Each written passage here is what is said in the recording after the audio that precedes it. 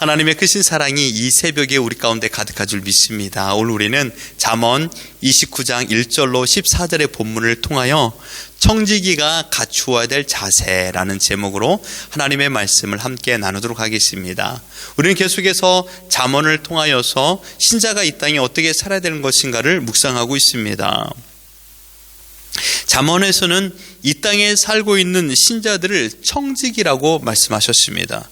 청지기라는 것은 주인의 것을 잘 관리하는 사명을 맡은 자입니다.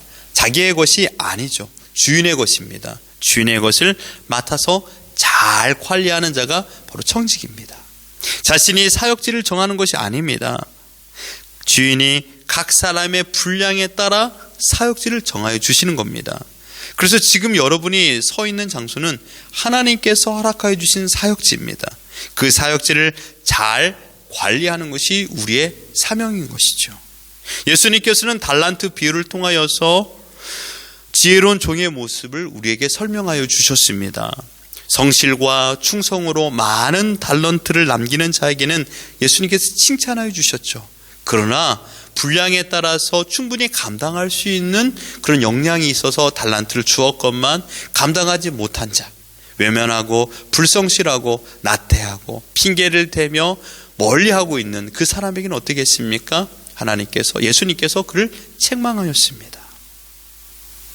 그러므로 지금 나에게 허락하여 주신 일터, 사역지를 잘 그 일을 감당하는 것이 신자다운 삶인 줄 믿습니다.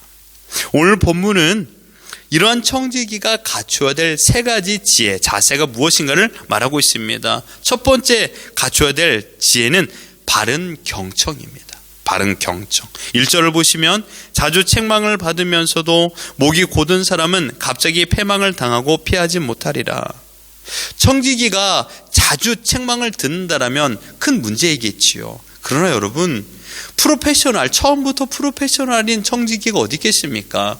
주인이 보기에 부족함이 있겠지요. 선배 청지기가 보기에 부족함이 있겠지요. 그래서 그들에게 지적을 하고 훈계를 하고 교육을 할 것입니다. 책망은 여러분 나쁜 것이 아닙니다. 왜냐하면 바른 태도를 가질 수 있는 기회가 되기 때문입니다. 선생이란 단어가 뜻이 무엇입니까? 먼저 태어난 사람, 먼저 인생을 경험해 본 사람이죠. 먼저 걸어본 사람입니다. 먼저 이 길이 어떠한 것인가 알기 때문에 가르쳐 줄 수 있는 어떠한 권한, 어떤 힘이 있는 자를 선생이라고 말하고 있습니다. 그렇다면 그 선생된 사람으로서의 다스림, 그것은 싫어서가 아닙니다. 훈계하는 것을 좋아하는 선생이 어디 있겠습니까? 온전한 성장을 이루어내기 위하여 가르쳐 주는 것이죠. 책망에 대한 반응이 어떠한지에 대하여 이 지혜로운 청지기인가 아닌가를 알 수 있습니다. 책망에 대한 반응입니다. 본문에서는요, 책망을 들었음에도 불구하고 고집을 부리는 청지기를 소개하고 있습니다. 끝내 그는 어떻게 됩니까? 패망하게 됩니다. 여기에서 패망이라는 단어가 너무나도 재밌습니다. 쇠 방망이로 마저 산산이 부서지다라는 뜻입니다.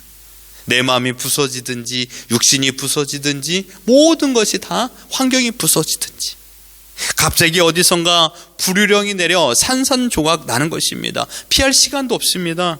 영원한 멸망을 의미합니다. 더 이상의 기회도 없습니다.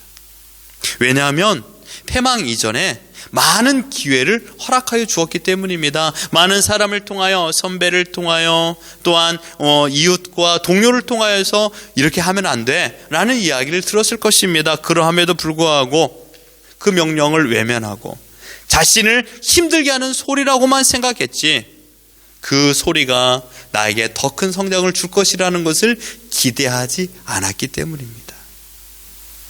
청지기는 언제나 충고에 귀를 기울여야 됩니다. 충고는 귀에 새기는 것이 아니라 마음에 새겨야 됩니다. 아주 중요한 말입니다. 충고는 내 귀에 새기는 것이 아니라 내 마음에 새겨야 됩니다. 충고는 듣기에는 힘들지만 많은 충고가 있을수록 안전한 인생을 살게 됩니다. 청지기는 우리에게 하나님께서는 매일 말씀을 통하여서 우리의 잘못을 충고하십니다. 얘야, 그렇게 살지 말거라. 여러분, 하나님의 충고를 외면하지 마십시오. 지금 내 곁에 하나님께서 또 다른 사람을 통하여 말씀하고 계십니다. 또 다른 사람을 통하여서, 환경을 통하여서 하나님께서 go and stop을 말씀하십니다. 내 뜻대로 되지 않는다라고 외면한다라면, 무시한다라면 그 순간 우리는 하나님께서 주시는 거룩한 메시지를 외면하는 것입니다. 충고를 들었음에도 불구하고 아무런 변화가 없는 목이 곧은 상태의 버팀은 끝내 산산조각 나는 멸망뿐이 없습니다. 오늘 주님의 말씀을 통하여, 하나님께 나에게 주신 말씀을 통하여서 내가 바꿔야 될 태도가 무엇인가를 하나님께 여쭤보시길 바랍니다.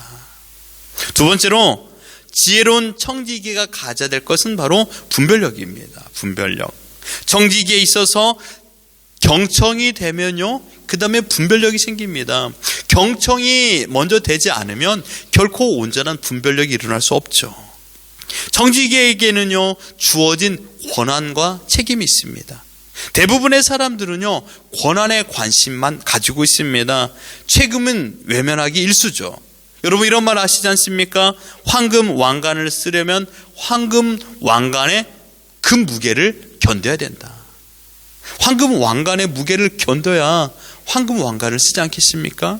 지금 나에게 주어진 권한을 행사하기 위해서는 그에 따른 책임도 감당해야 됩니다. 권한만 가지려고 하지 책임은 다른 사람에게 핑계를 대고 외면한다라면 그 사람은 온전한 청지기, 리더가 될 수 없는 것입니다. 이러한 권한 행사와 책임 감당을 위하여 가장 중요한 것이 분별입니다. 자신이 가지고 있는 권한을 어떻게 행사할 것인가, 지금 누구 얘기를 들어야 될 것인가, 지금 어떤 말을 해야 될 것인가, 지금 내가 어떻게 행동해야 될 것인가, 온전한 분별력이 있어야 바른 청지기의 사명을 감당하게 됩니다. 지혜로운 분별력은 가진 청지기가 주어진 임무를 잘 감당하면 나타난 일이 7절입니다. 의인은 가난한 자의 사정을 알아주나 악인은 알아줄 지식이 없느니라. 여러분, 지혜로운 청지기라면요, 자신의 권한을 가지고 힘이 없고 가난한 사람을 도와줍니다. 그런데요, 이런 긍휼을 베풀어야 됨에도 불구하고 지혜롭지 못한 청지기는 자신의 힘을 가지고 자신보다 높은 사람, 지금 자신보다 조금 더 영향을 미치는 사람, 그 사람에게 자신의 모든 힘을 다 내어 바칩니다.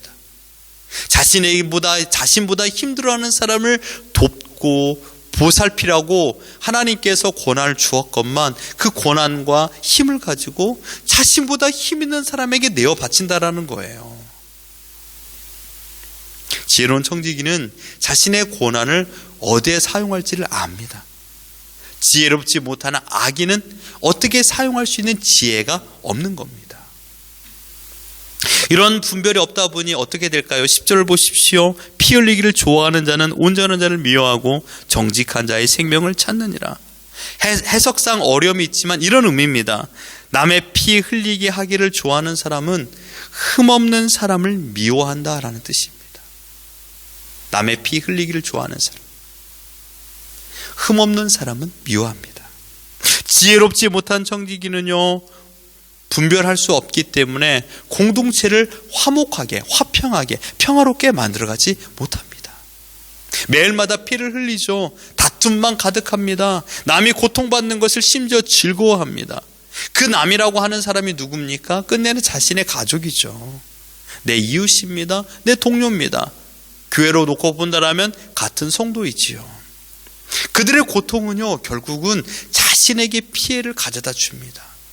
자신이 다스려야 될 그곳에 매일마다 다툼이 있으니 자신은 안전하다라고 어찌 말할 수 있겠습니까? 11절 보십시오. 어리석은 자는 자기의 노를 다 드러내어도 지혜로운 자는 그것을 억제하느니라. 여기서 노라는 것은 분노를 말하고 있습니다. 어리석은 청지기의 특징은요, 분노입니다. 자신이 말하지 않고 가만히 자신의 의견을 피력하지 않는다 할지라도 그 마음은 분노로 가득하다라는 것입니다. 심지어 그것을 화로 표출하는 청지기도 있습니다. 지금 내가 화를 내야 될지 격려해야 될지 참아야 될지 분별하지 못하는 것이죠. 왜냐하면 자신의 감정의 지배를 받기 때문입니다. 감정에 사로잡히면요, 정확한 판단할 수 있는 힘이 사라지게 되는 것이죠. 그러나 지혜로운 분별력을 가진 청지기는 노를 억제합니다. 자신의 가정이나 직장을 화평케 하는 그런 화평을 유지하는 책임을 잘 감당하는 분별력을 가지고 있기 때문입니다. 어떤 말을 해야 될지, 어떤 말을 들어야 될지, 상대방의 처지가 어떠한지를 생각하면서 손을 내밀 수 있는 힘을 가지고 있는 것입니다. 이것이 바로 청지기가 가져야 될 그 지혜로운 분별력입니다. 세 번째로, 지혜로운 청지기는요, 하나님의 주권을 인정해야 됩니다. 인정합니다. 13절을 보십시오. 가난한 자와 포악한 자가 섞어 살거니와 여호와께서는 그 모두의 눈에 빛을 비추시느니라. 빛을 주시느니라. 여기서 포악하다라는 말은요, 착취하다라는 것입니다. 누구를요? 가난한 사람을요. 포악한 자가. 그래서 포악하다라는 사람, 착취하는 사람은 부자라고 말할 수 있습니다. 하나님께서는요, 반대 위치에 있는 가난한 사람과 부자 모두에게 빛을 주셨다고 그랬습니다. 그래서 빛이라는 것은 생명입니다.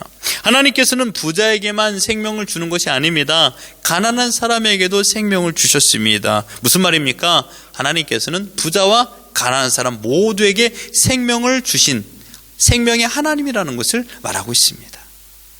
온 세계는요, 가진 자와 덜 가진 자로 구분됩니다. 아무것도 없다라는 것은 없습니다. 무엇이든 자기가 가지고 있는 것이 있죠. 하나님께서 허락하여 주셨기 때문입니다. 그러나 비교하여 볼 적에 나보다 더 가진 사람과 나보다 덜 가진 사람이 있다라는 것입니다. 더 가진 것과 덜 가진 것을 허락하여 주신 분이 하나님이십니다. 여러분은 이 사실을 믿습니까? 하나님께서 더 가지게 하셨고 덜 가지게 하신 것입니다. 우리가 인생을 살면서 더 가질 때도 있었고 덜 가질 때도 있었습니다. 그 모든 것을 하나님께서 허락해 주셨습니다. 이것을 우리가 인정하는 겁니다. 하나님의 절대 주권을요. 한 가정에 자녀들이 있습니다. 그러나 자녀들을 보십시오. 각자마다 재능이 다릅니다.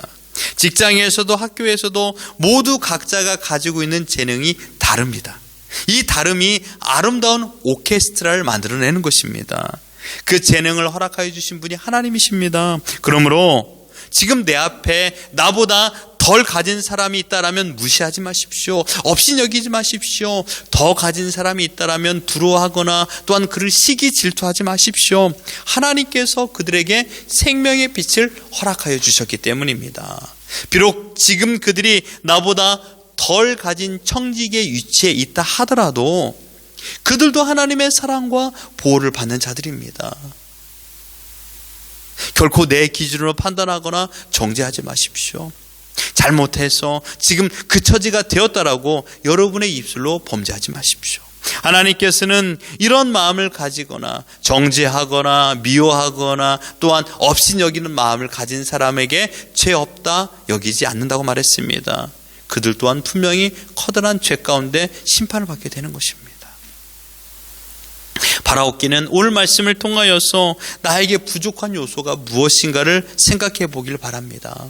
하나님께 지혜를 구하십시오. 오늘 나에게 청지기로서 하나님께서 맡겨진 하루라는 시간을 하나님께서 부여된 환경 속에서 최선을 다하여 평안을 지켜낼 수 있도록 온전한 믿음을 따라 지혜를 따라 감당하기를 바랍니다. 각자마다 맡겨진 청지기의 위치는 다릅니다. 그러나 경청과 분별력과 하나님의 주권을 인정하며 오늘이라는 시간을 잘 보낸다라면 우리가 그 자리가 하나님을 기쁘시게 해드리는 자리가 되는 줄 믿습니다. 오늘 하나님께서 허락해 주신 모든 것을 하나님께만 영광 올려드리며 바른 믿음을 따라 지혜로운 신자로서 오늘 살아가는 우리 모두가 되기를 예수 그리스도 이름으로 축원합니다.